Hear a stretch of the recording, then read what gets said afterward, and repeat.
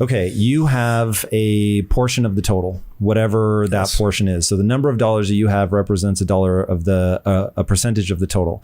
If they can change the total at any time, they can dilute you. And so your perception is that the value of your house is going up, but the reality is the buying power of the dollar is going down. That's correct. And so it creates the mental equivalent of an optical illusion. Yes. So you think, oh my God, I'm winning. This is amazing. Yes. But in reality, you have opted into a system where human beings, like you said, arbitrarily make a decision as to whether or not they're going to inflate that by just.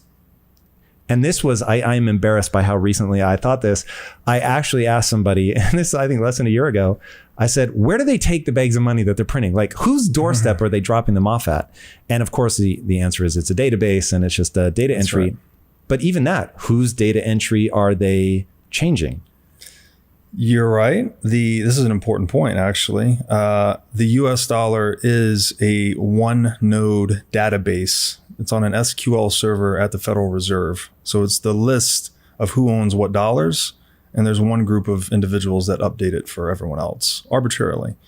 And to your earlier point about inflation, I think it's best to think about this as like a cap table, right? When you own a business and you have shares in a business that you're buying and selling, you wouldn't arbitrarily give one group the ability to just issue new shares whenever they want and dilute everyone else. That would clearly be asymmetric and unfair to the shareholders. Yet that's exactly the model we have in money. Exactly. Right. That you can think, it's another way to think about money, maybe, is it's a share in the capital stock of the world, right? My share of the US dollar supply gives me a fraction of whatever US dollars can buy. If money is a reflection of the total capital pool or the total savings, that's what it effectively represents in its purchasing power. But when one group can just twist the rules to favor themselves and disfavor everyone else, you have a disequilibrated structure or an asymmetric monopolized structure. So hopefully that explains inflation and property a little bit. It does. Putting a real fine point on why it's theft, though, because theft implies ill intent. I don't know if that's what you intend. In fact, let's start there. Do you intend that ill intent is afoot? I would say it's more the arbitrariness, right? I don't necessarily want to dig into the intent so much as mechanically what happens. It's an arbitrary redistribution of wealth or property from one group to another. So they're diluting the property rights of dollar holders. Anyone depending on the dollar to store its value is being victimized. And those getting access to the freshly produced or printed money first are the victimizers. They're the ones actually extracting wealth from that group. And this is especially abhorrent because if you think who depends on the dollar to store its value the most, the poor, those living on fixed income, pensioners, retirees, right? People living paycheck to paycheck. These are the people being stolen from. So I'm not going to make a claim about intent. There's a lot of arguments about, oh no, central banking, they don't mean to be doing what they're doing. They think they're doing what's in everyone's best interest.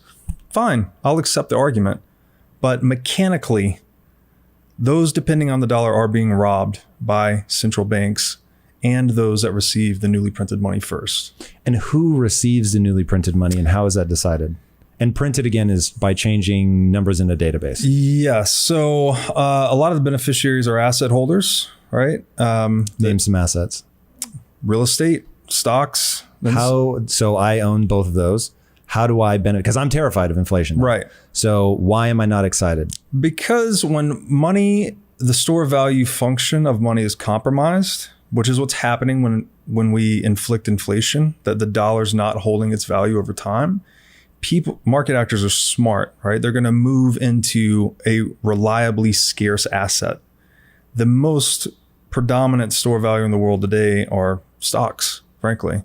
So stocks, real estate, all these things that are reliably scarce in an inflationary environment become store value assets. So people that hold those assets as a larger percentage of their total net worth will benefit at the expense of those relying on dollars to hold their value. Because what database entry is changed in that scenario? It's not like they gave me more money for owning those. Right.